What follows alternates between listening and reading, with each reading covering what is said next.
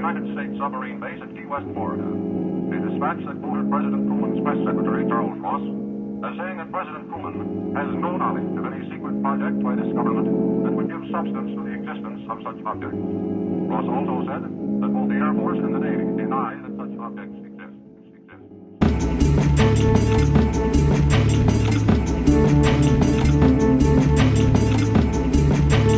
I'm gonna say it. I'm saying it. I know that we're recording now, so I'm gonna say it. I'm gonna intro myself first. Hi, I'm Chelsea, and I'm the apology to every guy listening to this, knowing that we're actually recording it on a Friday and not a Thursday, despite what some people may be telling you. Nice to meet you. Oh my god. Hey, what's up?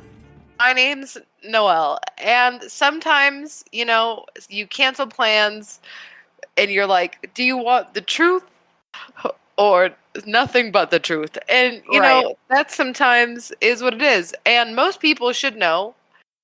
They should know that Thursdays are my busiest day.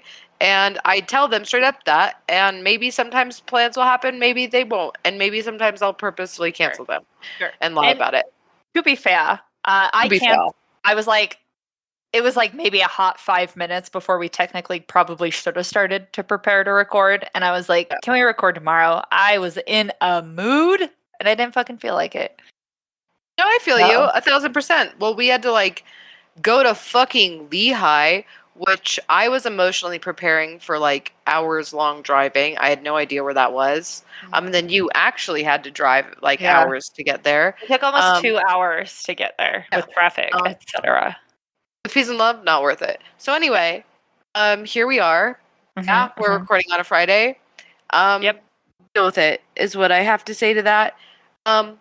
Sometimes, a piece of feedback was consistency, and sometimes I say, give me a break. I thought about that real hard when our tarot cards got read, and she was like, consistency is the key to the success of your podcast. And I was like, cool, I'm going to immediately cancel because I had to drive an inconveniently long time.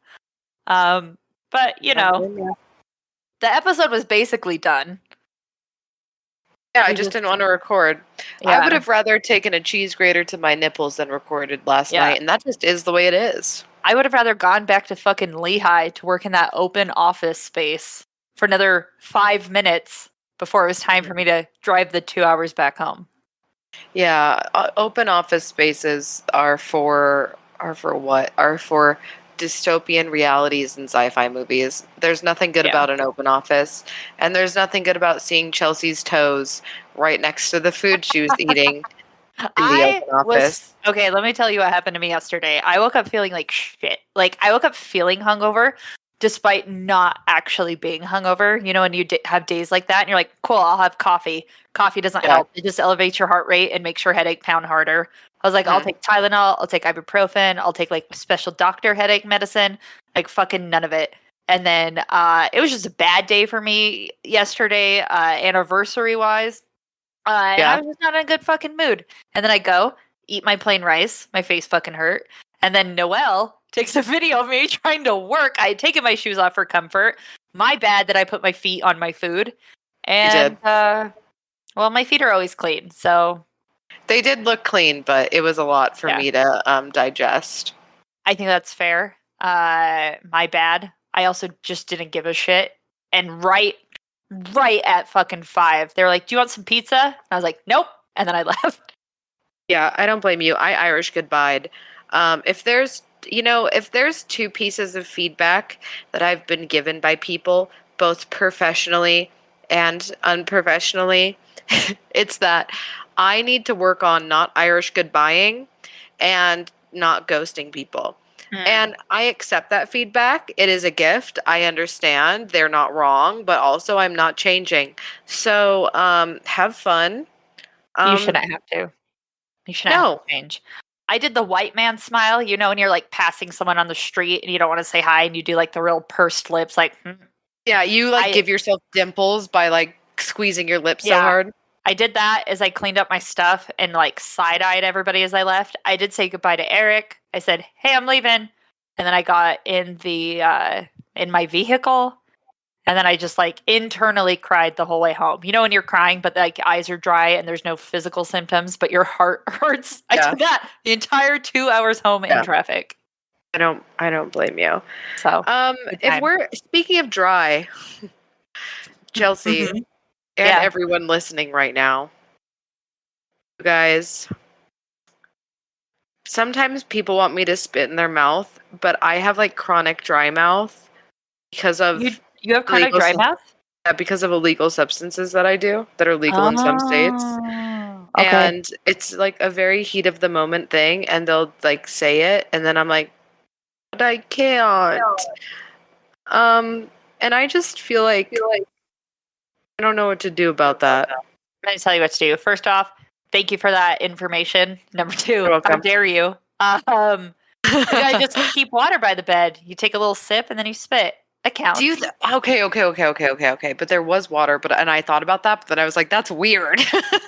It's weird in the sense, like, when I first broke my face and I was so fucking desperate for pickles, I had my partner chew them up and spit them into my mouth. When you're desperate, you fucking desperate, and when you're gross, you don't care. So I think True, that you but should but just it's like- gargle it down. I also feel like that's kind of like putting on a show. That's basically like you're a dolphin. You're putting water in your mouth and you're spitting it on them. It kind of ruins the like raunchiness of it, which I Alright, think is the alright. point. Part 2, instead of keeping water by the bed, you just keep a blood caplet in your mouth all night. And when they say, spit in my mouth, you pop the caplet and you just, bah! Okay. You Yeah. get them. Also, So. I handed someone my gum, like put their hand under my mouth and spit it into there to be like throw it out, and they put it in their mouth and started chewing it, and I was like, "Yo, why am I into that? I was just gonna say, that's hot. Like, What's wrong with me?" I was like, I thought we were talking about dryness here, ma'am, but like, I you're just know. talking about someone eating your gum. It's a power Yeah. move. That's why. I know. I agree. It's like one of my favorite TikToks I've seen is like this girl and she spits her gum out at the camera, and then this dude stitches it so it's like the video continues, and he set himself looking like he's on the receiving end of it, and he grabs it in his mouth and swallows it and then gives like a little wink, and I was like, that's both funny and hot. And then the like PG-13 version happened to me, and I was like, man, Yeah. what the fuck is wrong with me? There's just something about it where someone's like, yeah, I fucks with you. And you're like, Yeah. sir, Yeah, ma'am. it's very much like I'll drink your bathwater energy. Yeah. And there's something about that is like It's big dick bathwater energy. it is. Uh-huh. It is. So anyway, shout outs to everyone who does that. That's cool. Yeah. That's tight as fuck. And I think that you should keep it up. Anyway, speaking of things that are tight as fuck, let's talk about this. Oh, okay. That was. I thought you were going to segue into something completely different. Well, No, let's this. jump into it. Noelle, have you ever had cancer? You know what? Maybe there's a chance I might now. Who I know, knows? you found that mole on my arm, and now that's all I think about, and I'm going to do little to nothing about it. So. You stupid bitch. I'm so serious, Chelsea. You need to go to see a But dermatologist. here's what happened. You were giving me the sunscreen. I've been thinking about it a lot in these past few seconds that we brought it up. You were giving me the sunscreen, and then you're like, hey, you have this mole that looks like cancer. And I went, oh, thank you so much. And then that bird shit on my back. I fucking forgot about it. I forgot about the mole because you were like, I think a bird just shit on you. And I turn and I look, and there's like a wet, rancid bird running down my back. Fucking forgot all about the cancer on me. That was such a roller coaster of a fucking trip. So we went out paddleboarding on this dog shit fucking lake. Not even a lake, more like a pond. Numerous dead fish just floating around near us. Just hanging out. Boats not giving a fuck that there are people also in the water. And then I noticed what I would consider a problematic mole on Chelsea. Uh-huh. And then immediately after she gets shit on. Yeah. I can't remember what you said. You're like, is that sunscreen? What is that? And I turn and I look, and there's this big old bird turd on my back. Oh, Man, if It's anyone wants to summarize my life, it's like Noelle pointing out a cancerous mole and then a bird shits on me. You guys no reprieve from one disaster to the next. Oh my God, I can't. Yeah, bird Like- shit on your cancer.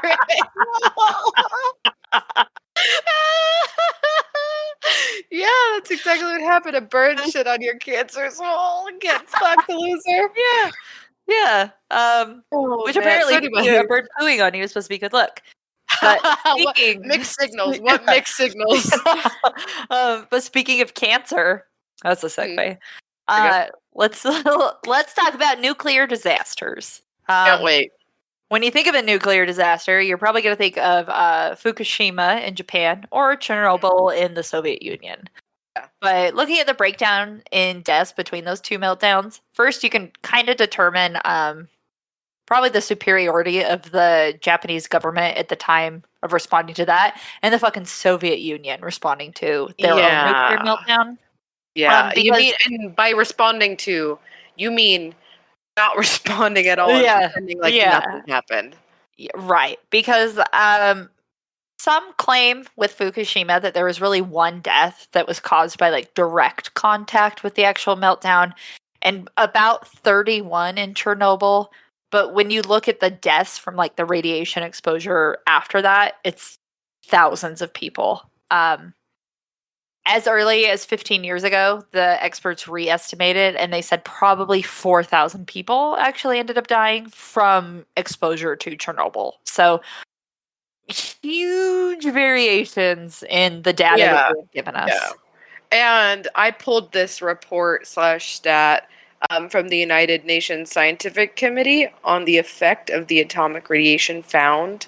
134 first responders who were diagnosed with acute radiation syndrome, ARS, which we'll go into in a second, after the Chernobyl accident. Of these, 28 died in the first 4 months, but not instantaneously, and then 19 more died over the next 20 years. But the other thing that they're not talking about is that pretty much every single one of those 134 first responders did suffer in some sort of fashion. If it wasn't immediately or over a 6-month period, it was lifelong misery due to that. Did you ever see that photo of that person who had like horrific radiation exposure, and then the scientists or like doctors kept them alive to study them, but like their skin Yes. had melted off? Was that Yep. Fukushima or was that Chernobyl? It was Chernobyl, I'm pretty sure. Doctors kept radiation person alive. Also, And then- shout out to the HBO show Chernobyl. That shit is fucking nightmare fuel. Oh my god. Let me tell you. So after Chernobyl, I tried to find like a detailed breakdown of what radiation really does to the body, or like what, like just in the horrificness of it. And there's not very much about it. I feel like I was people gonna say, bury it. dude. I was gonna say there's not much because I did the same thing.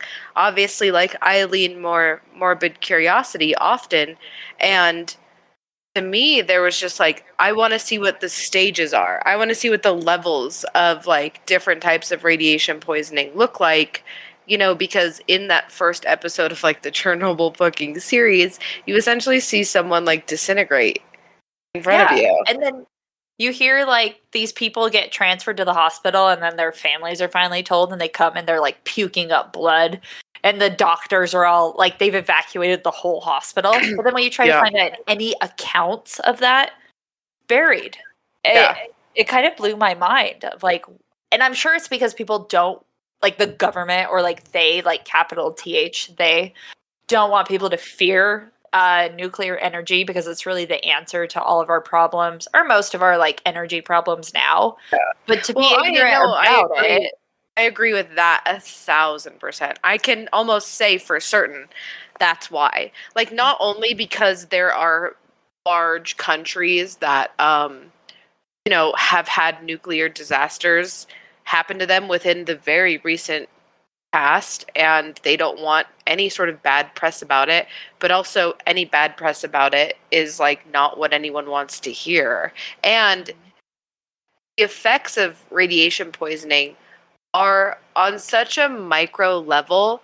Like when you say it rearranges and scrambles the DNA of each cell, like I mean that with my entire chest. Like you fall apart literally in the most vile way possible. Mm-hmm. Yeah, and let's go into I wish that a that little like bit. I wish that they were talking about it more. I don't know. It's just No, like same. Like after Chernobyl, it was the morbid curiosity, like you said. But for this episode, I wanted to like have the interesting morbid facts, and it was hard to fucking find stuff that wasn't from a scientific paper. yeah. You can find like peer-reviewed journals all day long about it, but that reads, like radio instructions, and it's just I don't know, man. Between like that bursting pipeline in the Gulf of Mexico Oh, that Jesus, caused the fucking ocean to go on fire, literally, and looking like a portal to hell, and like, you know, nuclear fallout causing people to be deformed for generations. It's kind of like maybe we should be talking about the, cause and effects of things. Probably. Like we should understand it enough to like know what exposure is okay and what isn't. Because Yeah, like I I know mean, fire is dangerous, but big oil gets to light shit on fire every fucking day, including the ocean. And we're all just Yeah. like, yeah, that's what oil does. But we have no real understanding of like nuclear fallout. yeah. And what's crazy to me too is that like there are people doing like tours of Chernobyl, They've got Geiger counters and whatever, but it's still kind of like, hey, how about like no exposure is good exposure. I even remember after that earthquake that happened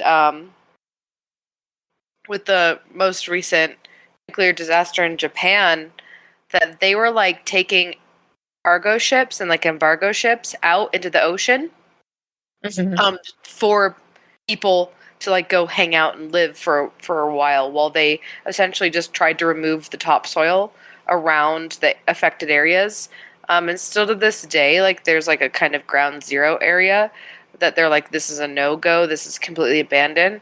But right outside of that, people are back, and I'm not trying to say, the government is lying, but I wouldn't be if I were them.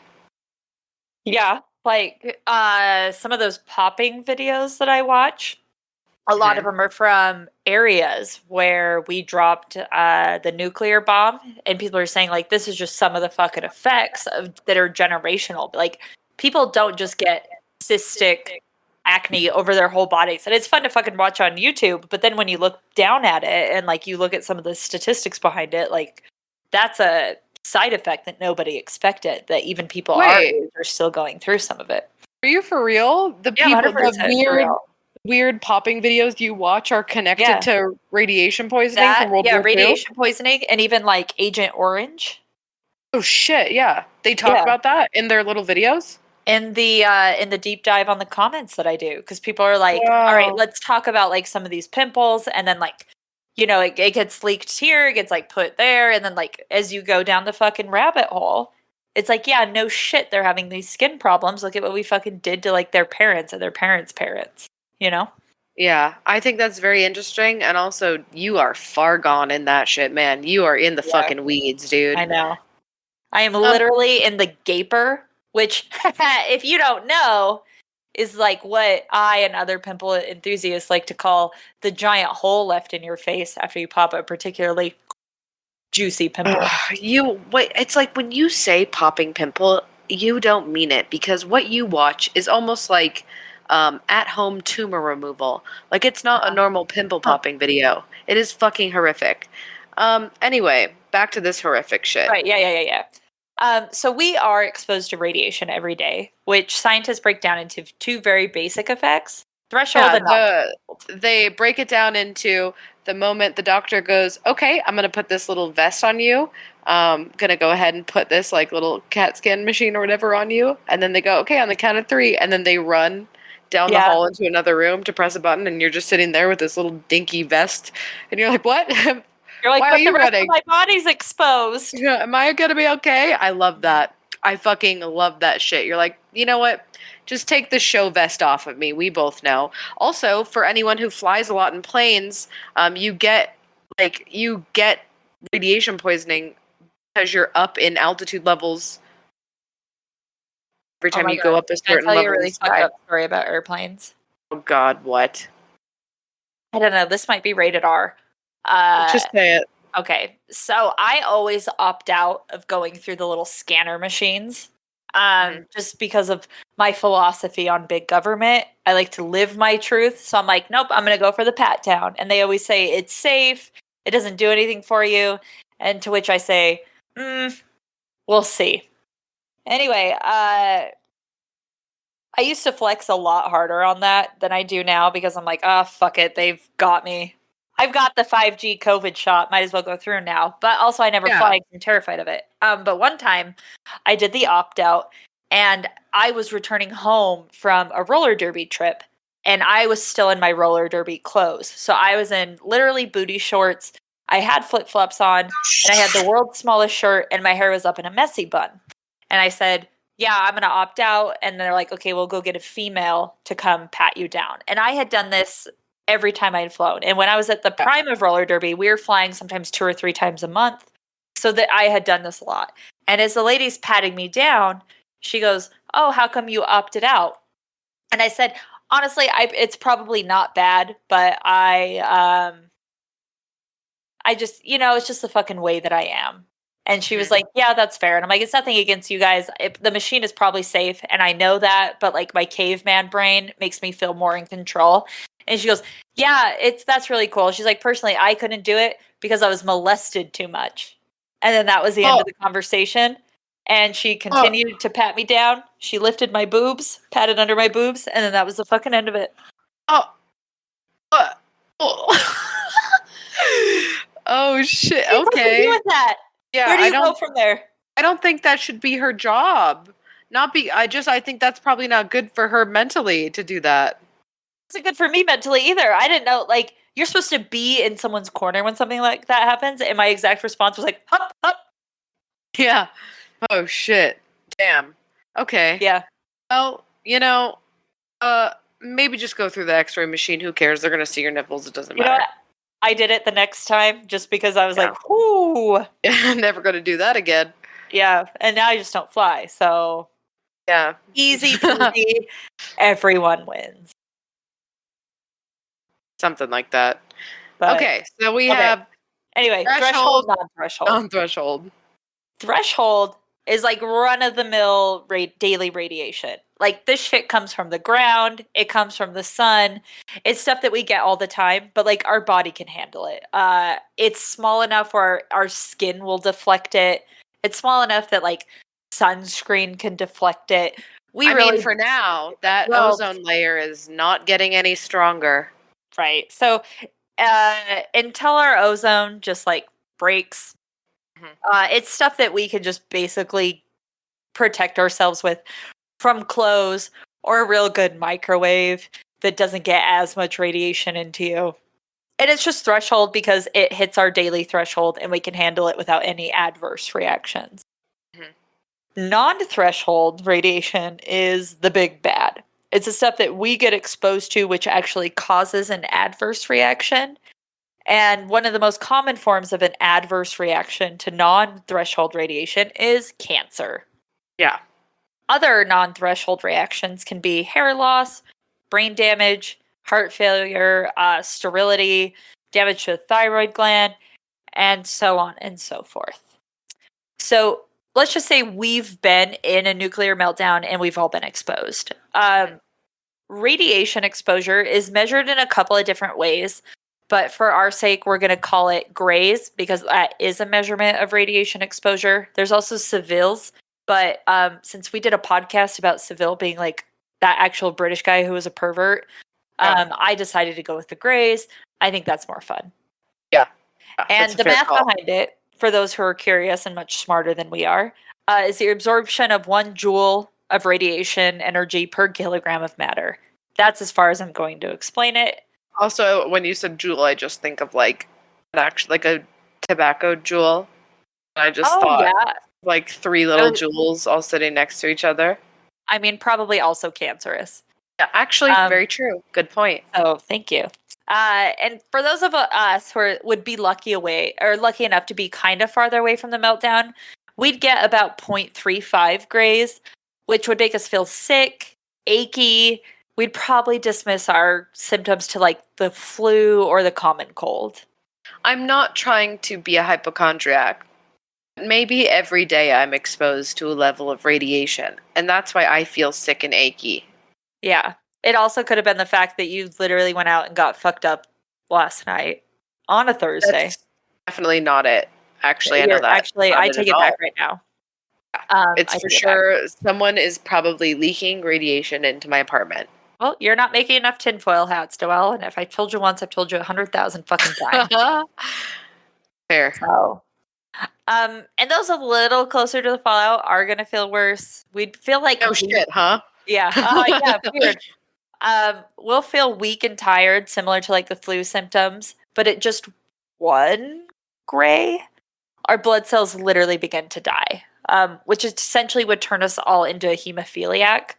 We could literally bleed to death by getting just a small injury because our white blood cells are dying, and our clotting agents, like the Palisar blood, are also dropping by the hour.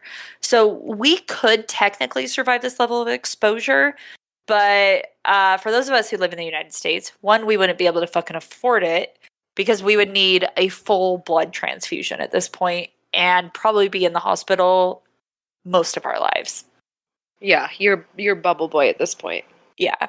And and that's only at 1 gray of exposure. Slightly higher than this, we would dismiss all the other symptoms to probably an off day, stay inside and try to recover. But we would start to notice that we would be getting a sunburn, even though we hadn't been outside. And it would Which is weird. Very weird. Especially when you consider, like, we're not talking about like a regular red sunburn. Like, you would start to develop blisters, your skin would pop. You would feel hot, you'd feel sweaty and sore. And as time passes on, you would just continually feel and look as if you were being put in an oven. Yeah, you're essentially cooking from the inside out, which is interesting to think about when, like, you know, they say if you get like a 2nd degree sunburn, you know, if you've had blisters from a sunburn, you're at a bit like you have a higher chance for developing skin cancer. And, like, this is literally the inverse of that. This is almost like I've physically absorbed the sun inside of me on a cellular level, and now it's coming out through every single cell in my body, and I am cooking. Right. And the sunburn that you get, like if people are like, oh yeah, I've gotten a sunburn, so I've probably been exposed to this, a sunburn would be part of like threshold level. So even your worst fucking sunburn that you've ever gotten would not be as bad as this. Yeah, no, it would be like, unless you've been hospitalized for like 3rd degree burns. Mm-hmm. Right. Which I personally have not, knock on wood. Yeah. But if I did, I would kill myself because it sounds miserable. Yeah. And we're still at relatively low levels of grays. It's when we start getting to like the levels of about 10 that even if you took out all of the bone marrow in somebody's body, gave them all new blood, all new bone marrow, there's still 0 chance of survival. Your lifespan would go from years to days, and you'd probably spit or vomit yourself to death in excruciating pain while it would feel like you're burning alive. And that's not great. Not even the closest to the fallout. Yeah. Yeah, because if you're super close to the fallout, you're just melting. You are fucking toxic Avenger soup on the floor. Literally. And it takes minutes. You would have pain, burning, seizures, loss of muscle function, and the longest you would probably live, 48 hours. Yeah, and that's with the 10. And it only takes 30 grays to kill a human. And the stuff that we were talking about, less than 1 gray. That's how bad it is. Yeah, not great. Not great odds. No. And it is a coin flip on where you want to be in regards to a meltdown. Especially with Chernobyl, because the Soviet Union kept the world in the dark. as they sat on like the biggest loaded gun in history and just started fucking firing it off into the air until they ran out of bullets. Yeah. Those who were closest to the disaster, like either got a horrific death, which took a mere days, or they just lived the rest of their life in pain and suffering with no help in terms of like medicine, because medicine just can't fucking keep up with radiation. They'll put you in a coma, maybe. Yeah. That's it. That's like literally all you can do. And the side effects of Chernobyl are not just radiation poisoning. If you look at the people who are directly affected by Chernobyl, apathy, alcohol abuse, suicide are all some of like the leading causes of death for victims of the Chernobyl disaster, for those who weren't killed by the radiation first. And like if you think about death by apathy, it's you just stop giving a shit to death. Yeah. Yeah. There's also like, I remember this Chernobyl documentary, and there are like villages outside of Chernobyl that were raising children who were born like with deformities because of radiation poisoning. And they weren't even like a fucking sperm in their dad's ball sack when it happened. It's just like that's how it just mutates inside of you. And it's crazy. It's like the Springfield fish that has 3 eyeballs. It's like these kids are being born with like extra limbs, some with no limbs.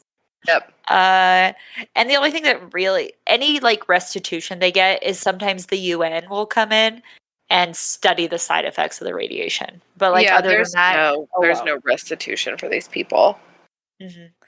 And we've mentioned a lot of side effects here, but there is one primary underreported side effect of radiation, and it is incredibly fucking controversial, because one thing that is not a conspiracy is radiation is so powerful it will alter your DNA.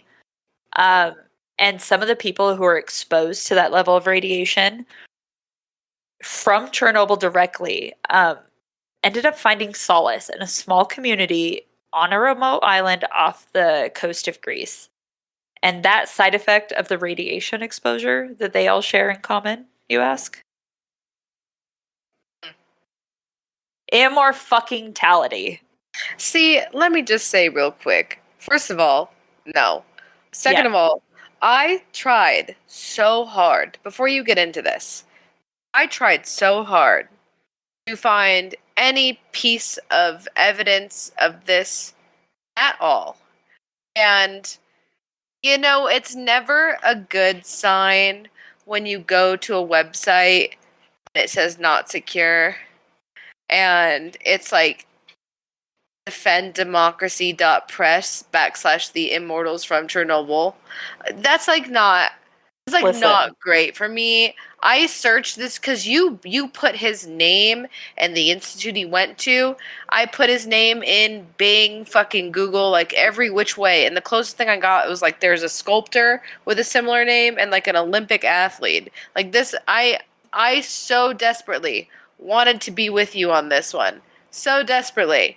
And all I did was find just garbage Angel Fire websites. Yeah. I am curious to see how you spin this. With science, Noelle. Always with science. Also, I will say, how dare you? We talk at the jump of this episode about how hard it is to find information about radiation. And then you have the audacity to bring up how hard it is to find information about radiation on the flippity flip, trying to make a point. Not about radiation specifically, about Andrei Drozov. No.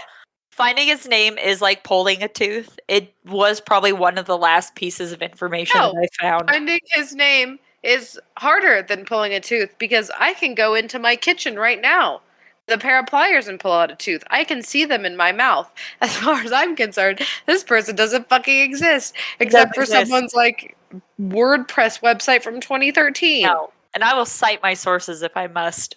But, sure, I know you do, but okay, please, I can't wait to hear how you believe this. How, radiation. Here's the thing. Here's my 2 cents before we completely lose reality. I don't know much about radiation poisoning. I'm not a scientist or a doctor, despite what you all may think. I am also agreeing that it's hard to find this information online that goes into detail. But I feel very confident in saying I don't think any of the effects of it are positive. I think that the effects of it, at its least, are you are fucked up forever, and at its worst, you turn into soup. And I don't think there is a version of reality in which you touch radiation and become fucking Well, fuck that's how you everlasting. slice it, though, because some people wouldn't see radiation as or immortality as a positive. Yeah, I mean, more positive than shitting your fucking guts out. Well, for someone who has gastrointestinal issues, Noelle, maybe I would like to poop. So I did think about that. I was like, you know how, I understand. Okay, but, like, this is a feeling hot like take. a burn, like feeling This- a burn forever. I wouldn't want that. Yeah. This is a hot take, okay? I know that people do die from shitting and puking their brains out. But there has to be a moment, maybe the first day in, where you've shit and puked your entire body weight out. There's nothing left for it to come out. And you just look in the mirror for a brief moment and you're like, skinny! You know what I mean?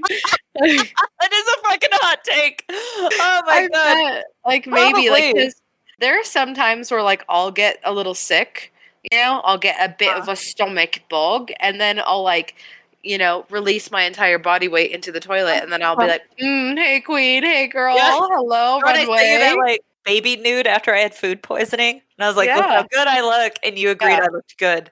Yeah. Yeah, no, I thought you were gonna go a different route. I didn't think you were gonna go with like body issues in terms of weight, and I thought you were gonna say there has to be a period where you just poop and you're like, this is fucking great. And I mean, I also agree with that. I think that's tied into my statement. But yeah, mine definitely more on the body dysmorphia side. But anyway, please tell me about how people can live forever when they touch radiation. Okay. After the 1986 Chernobyl disaster, thousands of people in the area were evacuated, and then hundreds of scientists were like retroactively flown into the area to investigate. And one of these scientists was a man named Andrei Drozdov. Maybe. And as known on the internet, Andrei Drozdov. And as a representative from the USSR's leading research and development institute, known as the Kurchatov Institute, real place, they have their own Wikipedia article, Andrei was exposed to enough radiation to drop the man dead.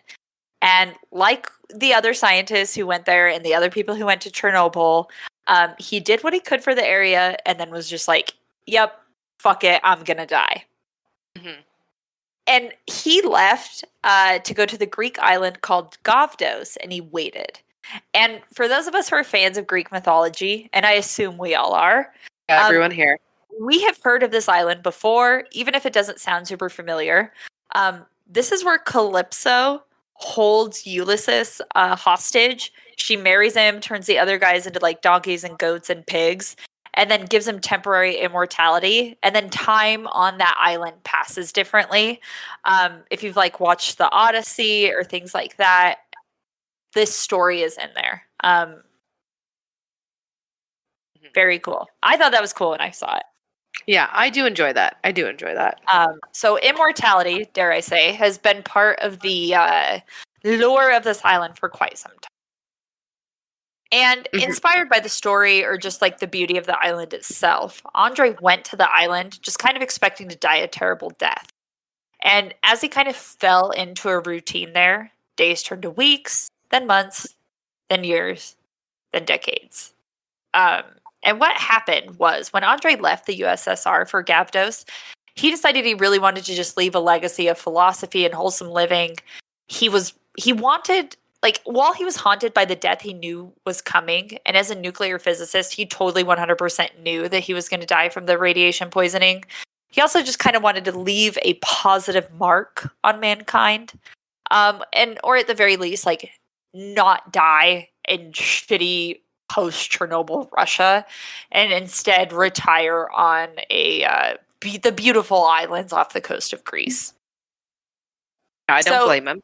Yeah, and his first thought was like, yeah, fuck Russia. I'm going to embrace like nice country living where it isn't like negative 10 degrees all year long.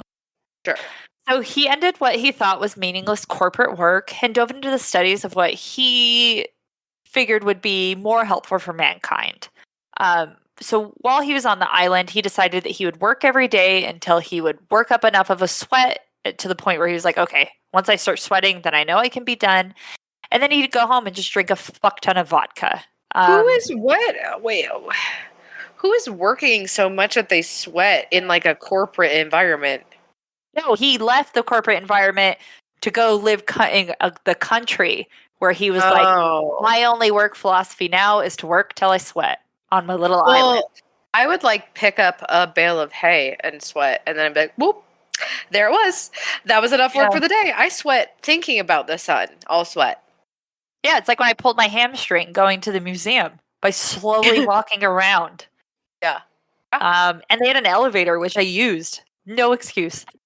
Yeah. So, I mean, this is a tough paragraph for me to understand because I'm like, what does that mean? Because we're spoiled Americans, but for a Russian who had to be the first responder to Chernobyl, I'm sure he knows what hard work looks like. That's fair. And while he was there, he established an esoteric school, and he focused on the philosophy of Pythagoras, which is obviously where the Pythagorean theorem comes from. The guy who was like triangles, etc. A squared plus b squared equals c squared. Yeah. And as those what I'm gonna say? You know what I'm gonna say? Say it. Fuck that guy. Pythagorean, like Pythagoras or whatever. I fuck him. Why? Okay. He has the easiest to use, like, he has one of the easiest to remember, fucking whatever they're called. Yeah, but guess what? Called? What is a sequence of numbers and a formula? He's one of the easiest formulas to remember. I don't care. A squared plus b squared equals c squared. I don't care. Tell me the quadratic formula or tell me, like, the slope-intercept form. You don't remember them, but you remember the Pythagorean theorem. What was it? A plus b over the square root plus or minus something. Man, it's been years. Yeah. We don't fucking remember it. And we don't remember slope-intercept form. Here is the fucking... I actually do remember slope-intercept for whatever reason. That one, like, is in my fucking brain. Actually, slope-intercept form is pretty easy. Y equals mx plus b. Yeah, I was going to say, let's say it at the same time. Well, okay. Oh, you already said it. Y equals mx plus b. I don't know why that one is. It doesn't matter because I've used none of these, and specifically, I've never used the stupid ass fucking triangle one. Little bitch boy with his fucking formulas. No, you want to do fucking what is psychology, philosophy. You want to do philosophy of math? Go fuck yourself. That's what I'll say. At Space Camp, we did use the Pythagorean theorem. I bet that was it. Yeah, but that was it. I just wanted to see how far the rocket went. Or like what its like trajectory was. But everybody knows that you got to shoot it off at 45-degree angle for it to go the furthest. Also, x equals negative b plus or minus the square root of b squared minus 4ac over 2a. You just Googled that. I did, because I was like, what is quadratic? I was so close, though. You were close. You were close. Yeah. But I will just say that, like, everybody remembers the Pythagorean theorem. It's always just a squared plus b squared. Yeah, but I'm just saying you're a shitty philosopher if your philosophy's math. How about do some soul searching? Also, you live forever. Do some soul searching. Yeah. I just want to say before I go lay face down in a gutter in the road that I realized that I said like sin instead of sign when I made that joke forever ago where I was like, cosine, sine. How did that feel? Dude, I wake up every night in a cold sweat. So I just want to say I apologize. I realize I'm fucking dumb. I mean, also, horrific head injury. So who are they thinking?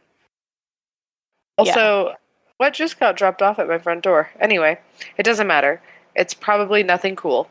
That was probably your new wires for work. Oh shit, yeah, that probably is it. I love the Ring doorbell, man. Everyone buy a Ring. It's the greatest invention. I love watching people ring it, and then I just stare at them in my phone, and I don't do anything. I don't open the door, but I get to see it. It's very cool. Love. Shout out Ring. Not a sponsor of the podcast, but should be, frankly. Big fan. Big fan of the work they do over there. Unofficial sponsor, because I like watching Noelle yell at the crack addict who hangs out of their door to tell them to get the fuck out of here.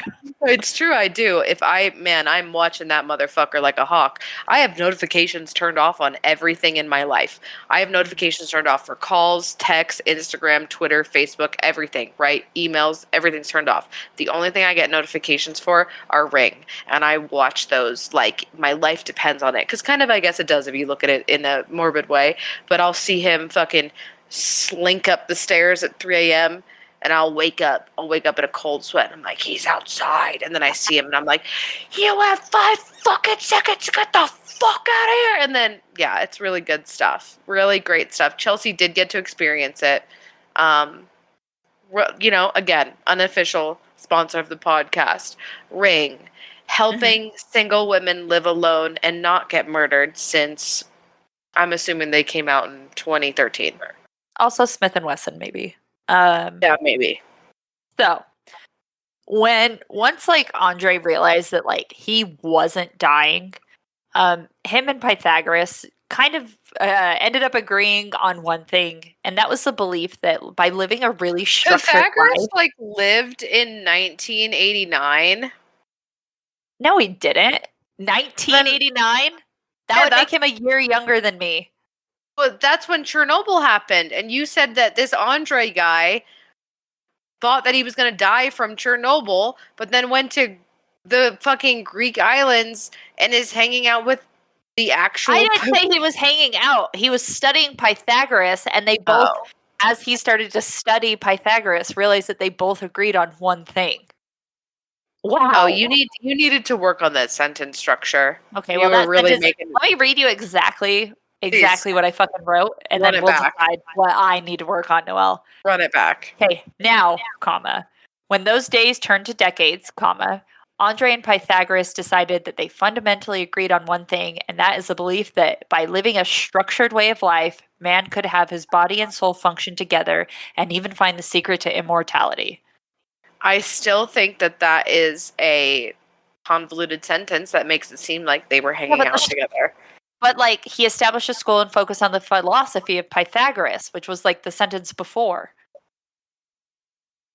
It still makes it seem... All right, fine. I'm operating on the assumption that people know that Greek philosophers aren't alive anymore. Well, that's just why I was confused about the timelines. Right, and I already know that this man doesn't exist, so sure, might as well be hanging out with Pythagoras. Okay. Well, anyway, sure. Maybe in mind and spirit, he's hanging out.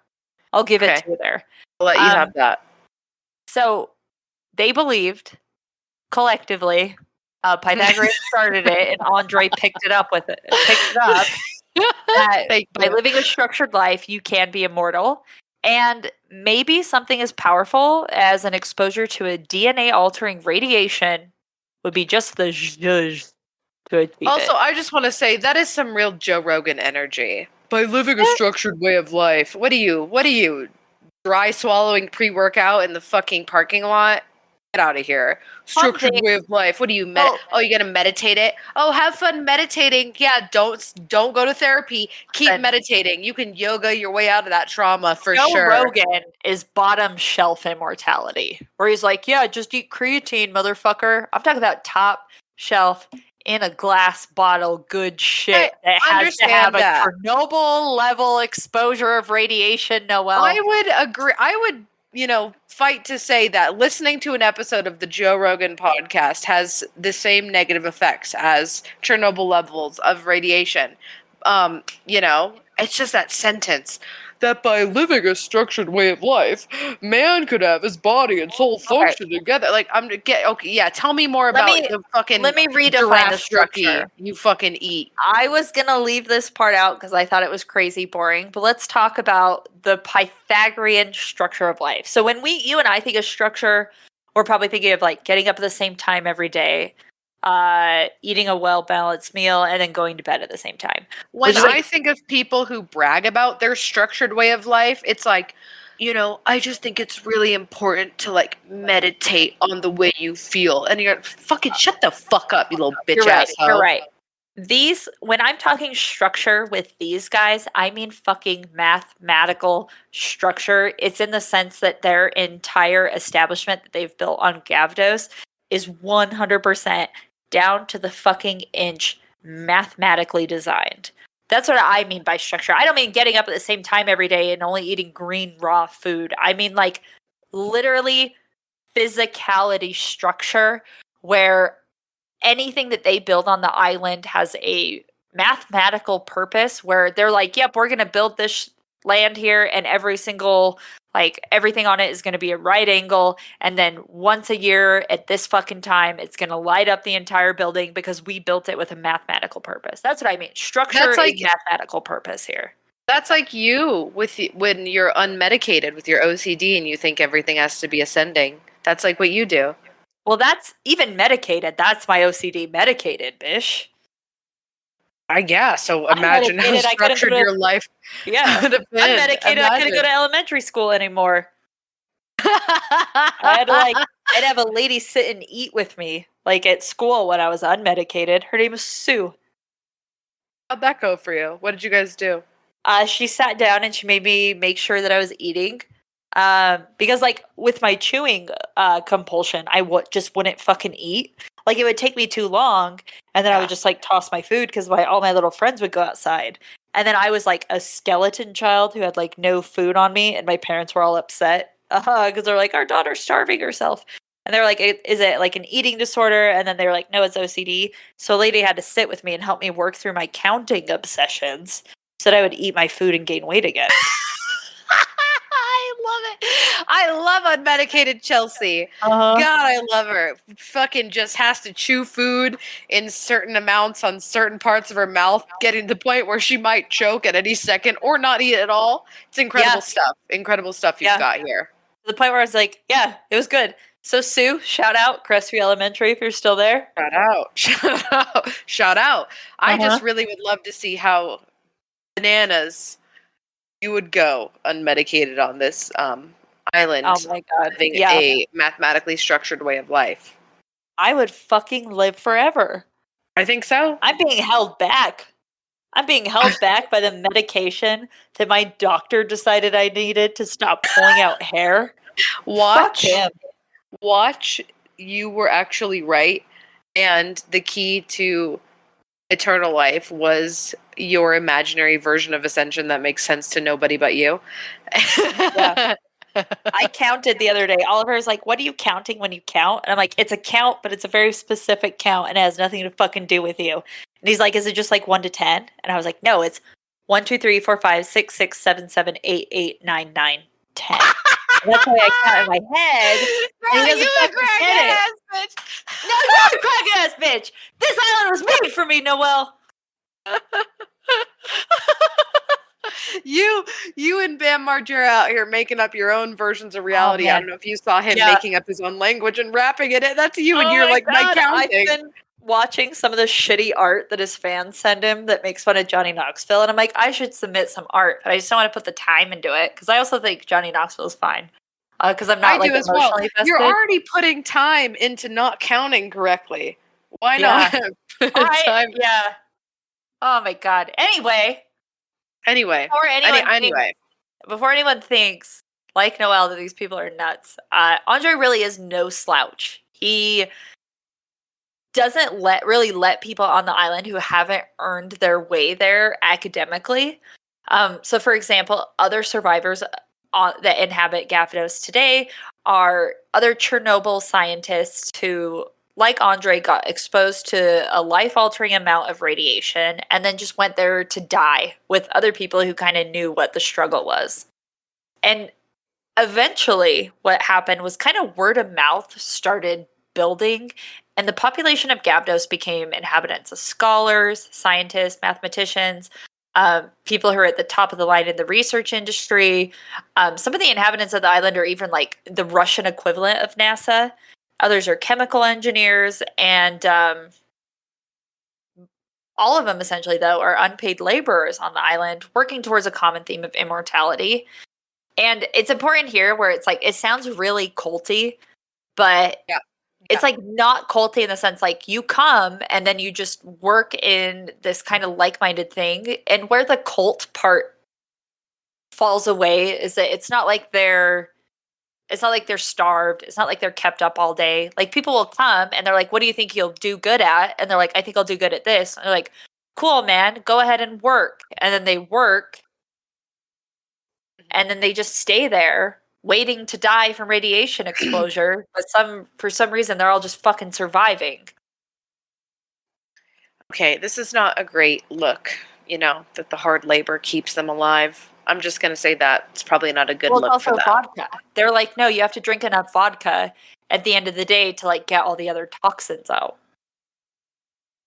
I'm also going to say here, again, I'm not a doctor or a scientist like everyone wants to believe, but I don't think you should be drinking vodka in mass ways every day. So, peace Well, and love. we might disagree on that. I'm drinking wine right now and I've never felt worse. Yeah. Well, happy for you. And the locals aren't like don't really think that they're that insane either. Um they're kind of like it's kind of like the odd stepchildren where we're like the locals are like, "Yeah, like they're all fucking brilliant and they're really nice to us and they're not doing anything to hurt us. So like we'll just let them be for the most part." And the small community who lives on the island, they do call themselves the group. Which is not weird at all. Not that weird. And they gather around in an underground chamber. That is a little weird. To discuss their philosophies and what they can do on the island to move forward. And I was watching some clips of like interviews that they had done. And one person was basically like, "Well, you're all older. Like, where are the children on the island?" And this is when Andre speaks up and he says, quote, "There won't be any new generations. We are the last generation. We won't permit the birth of people who are mortals because they're not needed." And that kind of gets into like a cultiness. Yeah, that's cute. It's very cute of him. Also, a weird take as a cult leader, because typically you want to make everyone in the cult just start breeding, essentially, so you can have more cult members. Well, and they're not fucking each other either. You know what I mean? Like it approaches cult status, but it never quite gets there because in other cults where it's like give up everything to come live with us, or you all have to subscribe to the same thing we do. Mostly it's just a bunch of people on an island waiting to die. And then I mean, isn't that what we're all doing? We're all just on floating little rocks waiting to die. But they're trying to figure out why they're not dying. I mean, I think that every day. Yeah, but they were literally at Ground Zero Chernobyl with the USSR lying to them saying that everything would be okay, getting exposed to like 30 grays, and we were talking about shit that was less than 1 gray. Yeah. And fucking living, not even getting so much as a sunburn from it. Yeah. And they're thriving. They're fucking healthy hippies out there. Mm-hmm. And so like what exactly are they doing on the island to keep themselves immortal? Well, other than their DNA being changed by radiation exposure, there's not really much that we do know about what they're doing. They are trying to figure it out themselves. They do different scientific experiments. They've set up sustainable living on the island so that they can keep these experiments up. But really, they're just enjoying the longevity that they've kind of gotten by being exposed to radiation and then going and living on this island. It's like the perfect 1-2 combo. Mm-hmm. And they have built several structures on the island, and most of them would go over any of our stupid heads, but a lot of them are open and visible to the public eye, and those who get close enough to see what is going on the island, they might look a little weird. And there's also other underground structures that are completely locked down. And those underground structures are just the laboratories where they kind of hold everything from community meetings to scientific experiments to even the more bizarre of actual rituals and ceremonies, which they're so secretive about. There's like not much information about that. Yeah, people don't like to talk about their rituals and ceremonies. Yeah, most don't. And Yeah. you would think that the weirdness of that would like really annoy the extremely religious Eastern Orthodox neighbors, but they don't see the group or like what the Greeks call them. They just call them the Russians as a religious threat, and they think of them more as like a scientific local anomaly. When people go to the area and mention the Russians, most people like mention a friendly anecdote about them. For example, cute. one guy was on his way to actually interview the group on the island, and while he was driving around on the mainland of Greece, his car broke down, and he wasn't really sure what to do. He was kind of out in the middle of nowhere, and he called into the town to ask for help. And the locals were like, "Well, we don't know what to do to help you. You're too isolated, so we'll just call the Russians."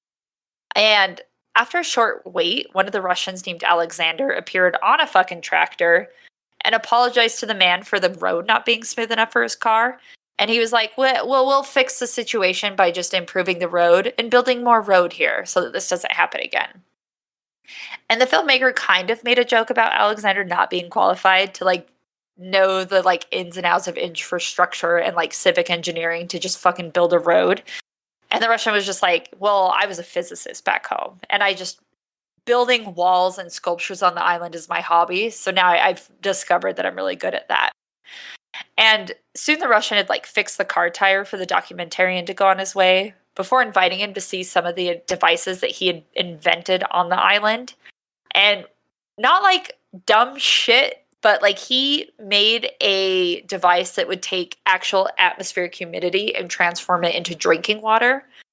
And before anyone thinks Cute. that that's fake, it's how the islanders actually get their water. Because remember, they're on a fucking island surrounded by ocean. They don't have a source of fresh water.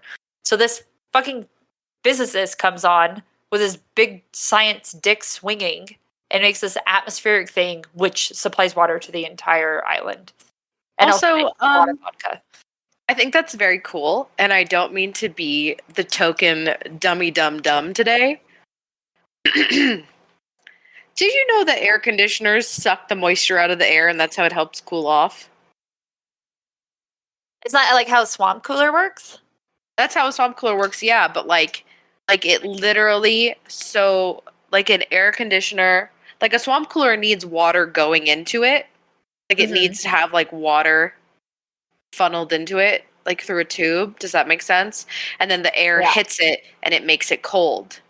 But there Well, are isn't air that how yours conditioners. works? Don't you have like a little pocket one that you bought off Amazon? Yeah, and that's how I found out about it. That I was talking to someone else about it, and she was like, "Yeah, because I live in Arizona, I can't have any houseplants because we just have our AC on all the time, so it's constantly sucking the moisture out of the air." And I was like, "What?" Because that's what mine does. Ah, Chelsea, what? I don't know if So I've there's ever a thought of that. tube.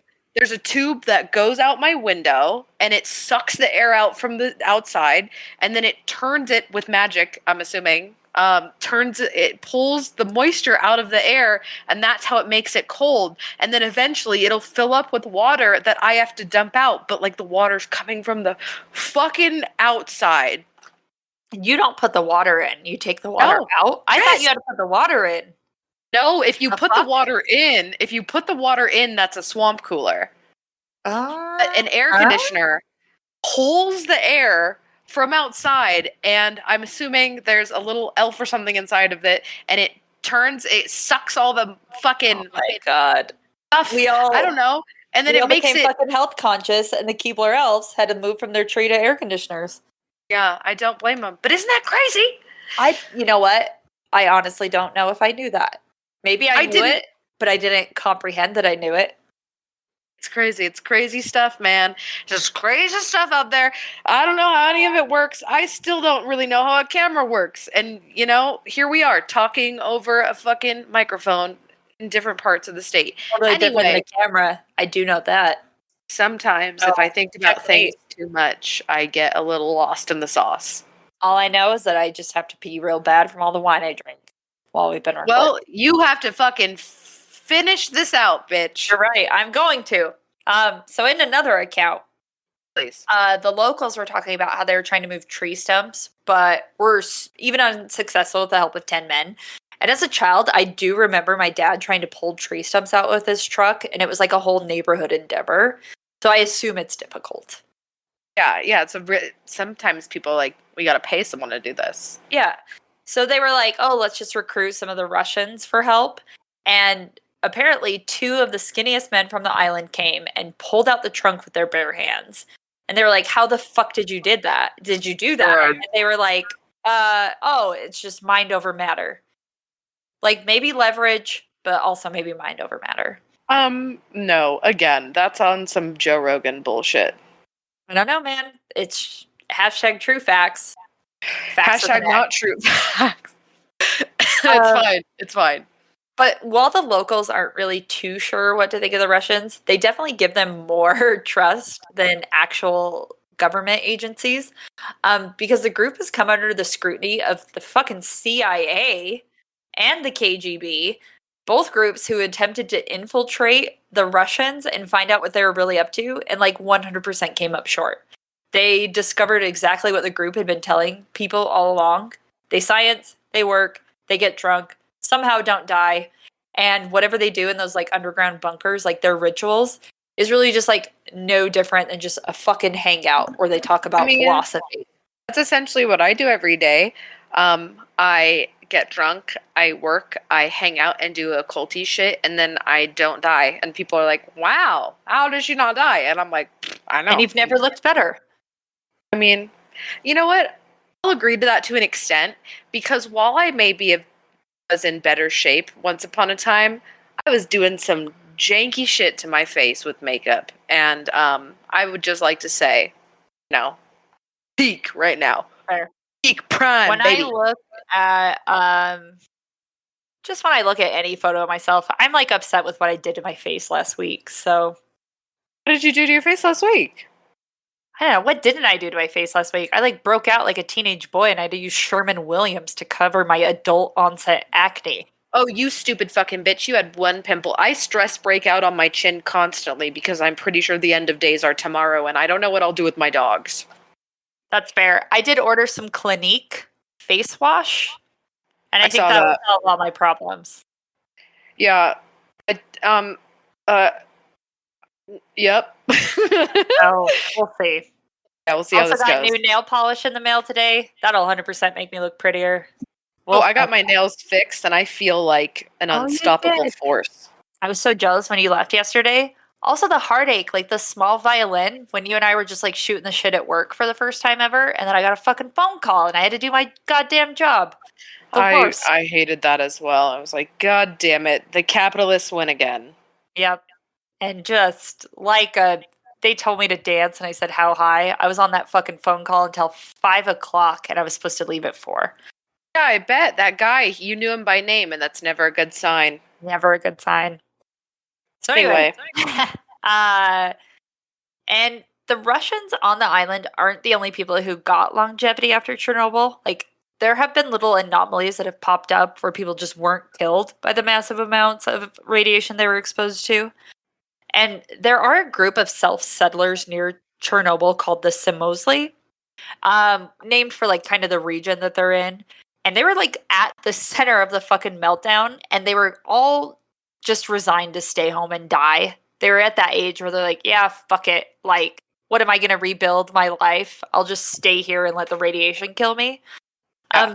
But they're still alive, which is very weird. And the people who decided to stay, who are older when the incident happened, have somehow like statistically lived 20 years longer than their peers who actually picked up and left and ended up dying of radiation exposure.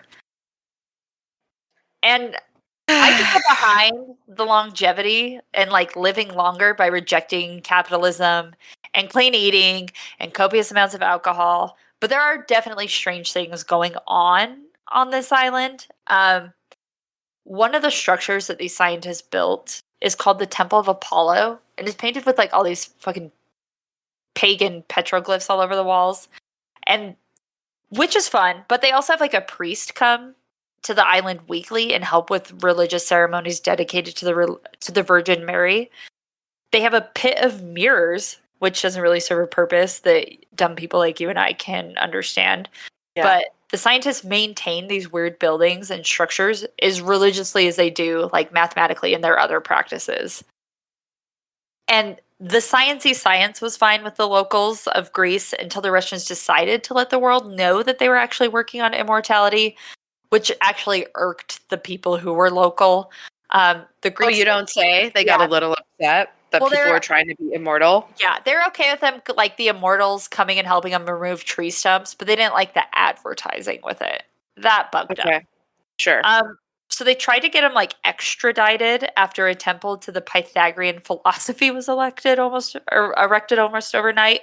But so far they really haven't been like a legal match for these like hyper intelligent Russians who both have like the legal know-how on how to like not get extradited back to Russia, and also just like probably some government money in their pockets because they're probably on to something that you and I are never going to be let in on. Sure. Yeah. And Because I'm an while- idiot who didn't know how an air conditioner worked. Same.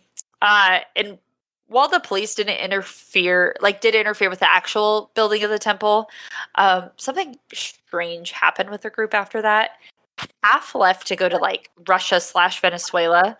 Half of the half went to seek out other groups pursuing immortality, while the other half stayed on Gavdos to work.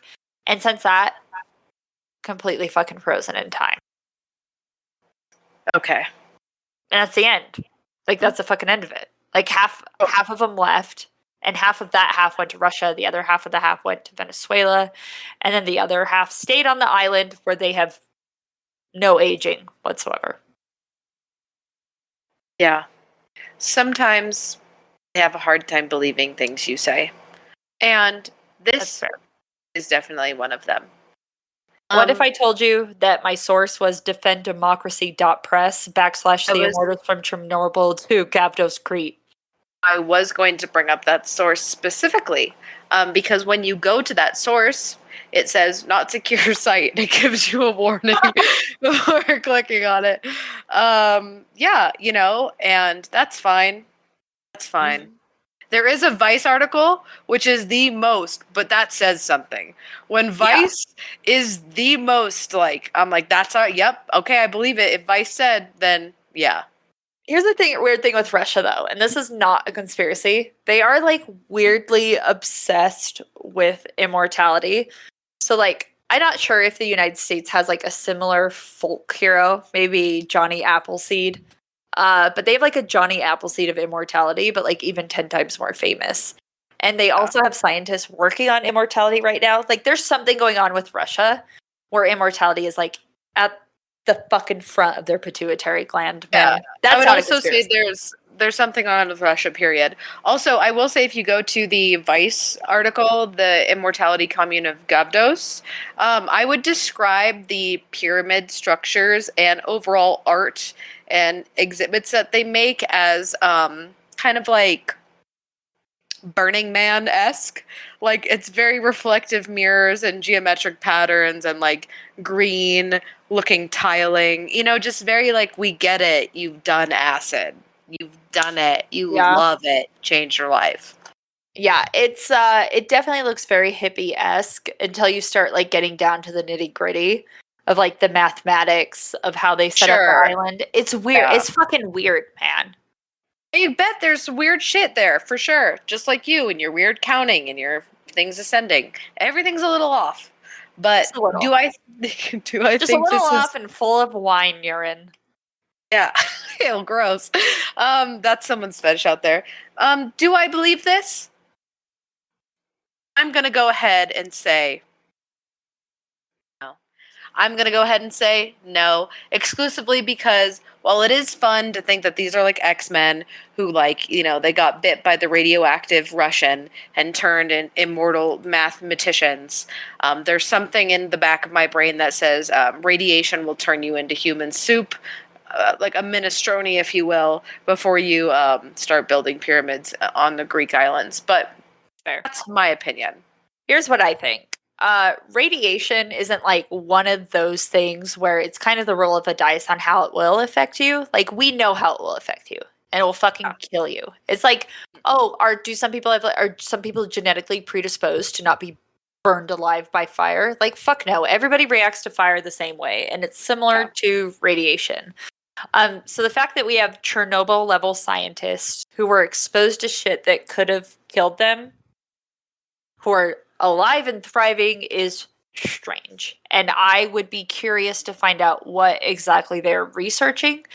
If they're ever going to find out an answer, how they survived that. I think that the smoke and mirrors of like their Pythagorean philosophy temple and their temple to Apollo and their weird mirror pit, I think that's more of an artistic expression on the fact that they're probably just living on an island and maybe bored. But there's definitely something going on with how the fuck do you survive ground zero of Chernobyl?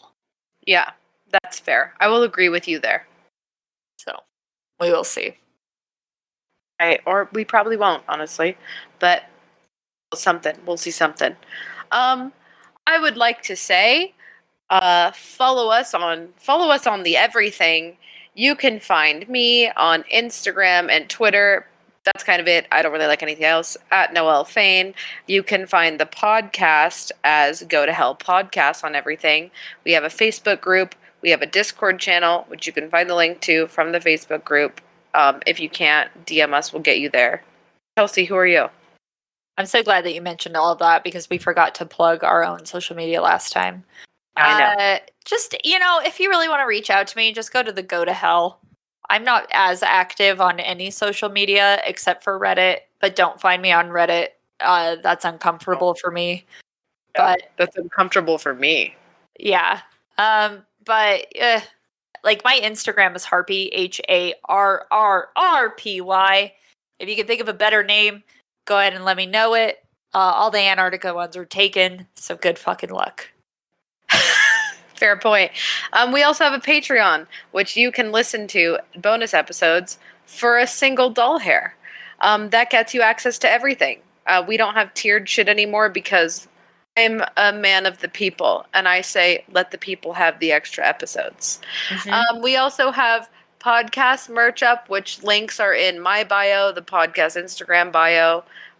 We do have some cool Patreon exclusive stuff coming out here shortly that we've been working with the fantastic Kelly Halloran on. And of course, her Etsy Wildwood Owl is always up with pins and stickers. Get everything. We have such cool fucking merch, and I love seeing everyone in it.